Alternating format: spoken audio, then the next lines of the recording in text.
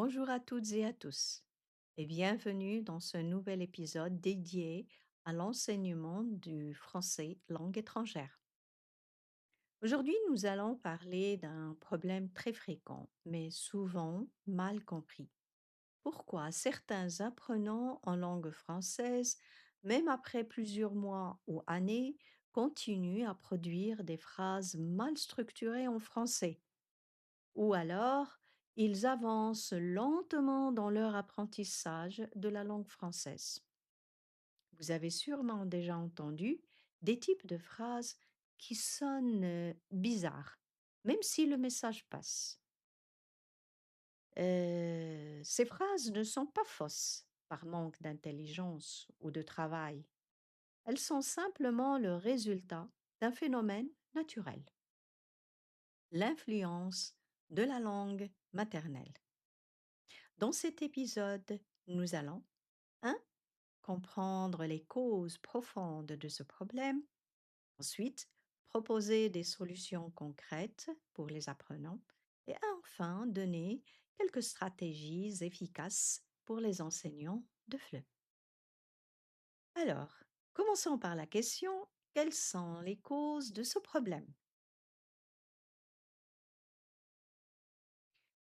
La première cause, c'est le transfert linguistique. Qu'est-ce que cela signifie? L'apprenant ne pense pas encore en français. Il pense dans sa langue maternelle. Puis, il traduit. Le résultat, c'est quoi? Il utilise la structure de sa langue maternelle, mais avec des mots français. Cela crée tout simplement des phrases incorrectes, même si parfois le message passe.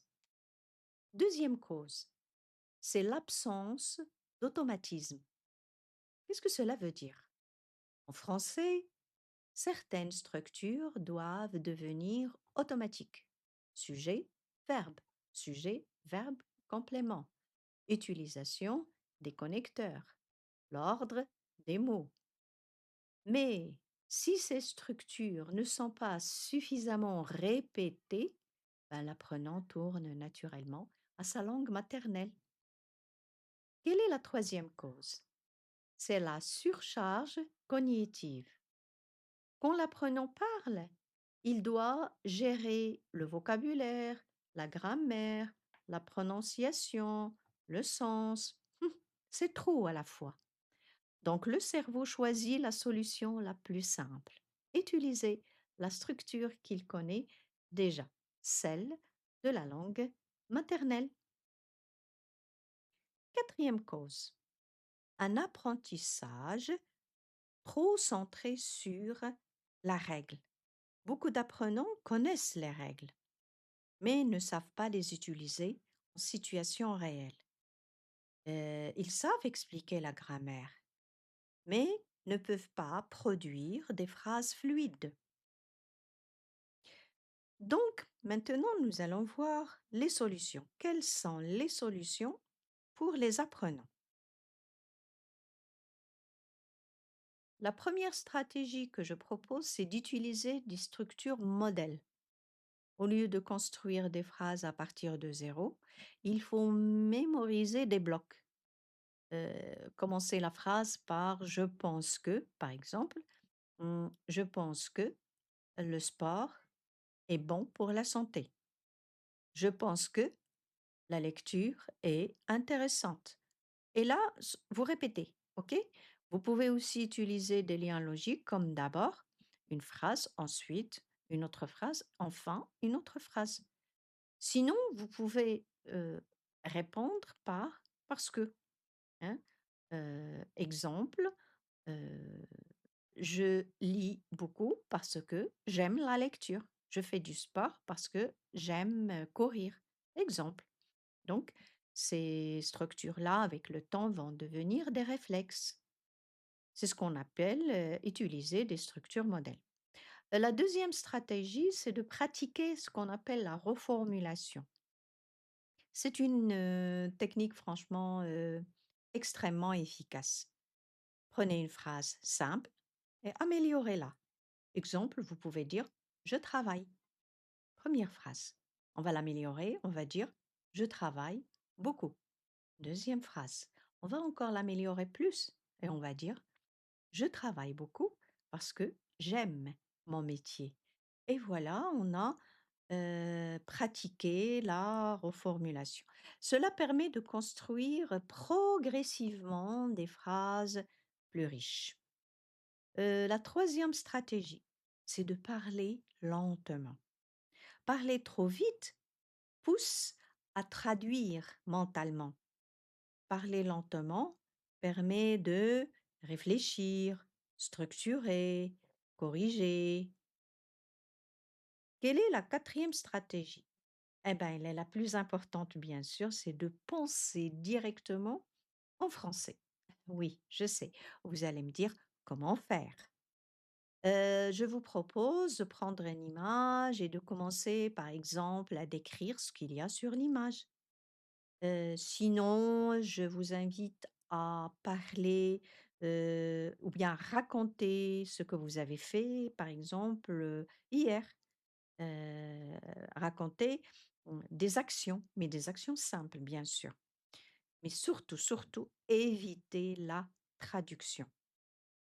Parce que même avec des phrases simples, ben, l'important est de penser en français et cette, activité-là, il faut la pratiquer, je dirais même, quotidiennement.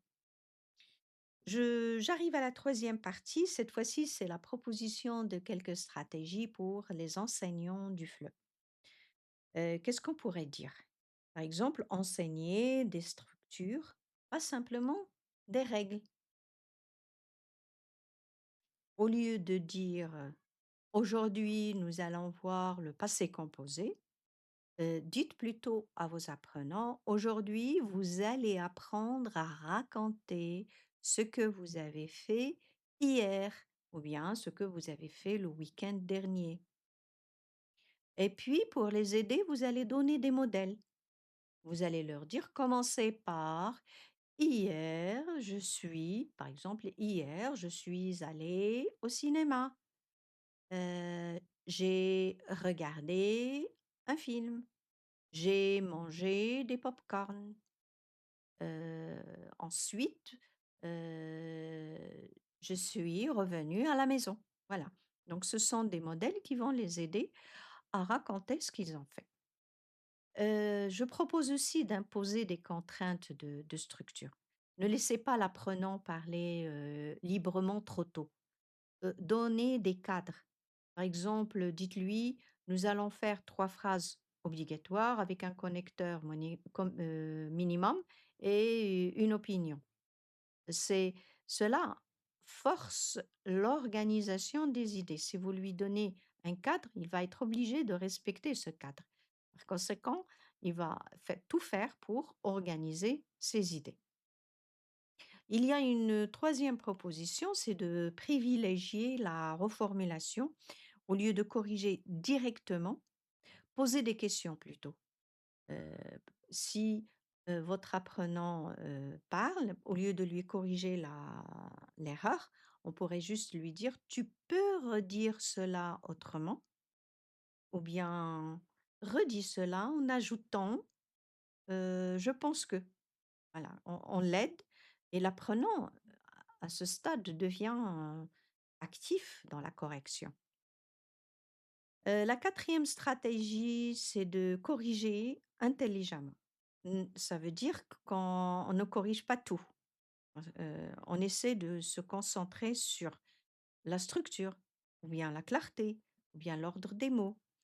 L'objectif n'est pas la perfection, mais la communication efficace. Maintenant, la cinquième proposition, c'est de multiplier les répétitions utiles, bien sûr. Les apprenants ont besoin de répéter, réutiliser, automatiser. Sans répétition, il n'y a pas de progrès durable.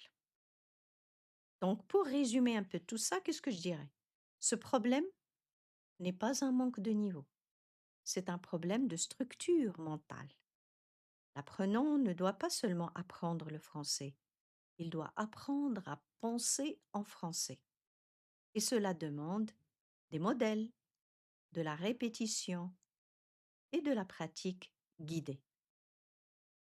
Merci de m'avoir écouté jusqu'à la fin. Si cet épisode vous a été utile, n'hésitez pas à le partager avec d'autres apprenants ou d'autres enseignants. À très bientôt pour un nouvel épisode dédié à l'apprentissage du français.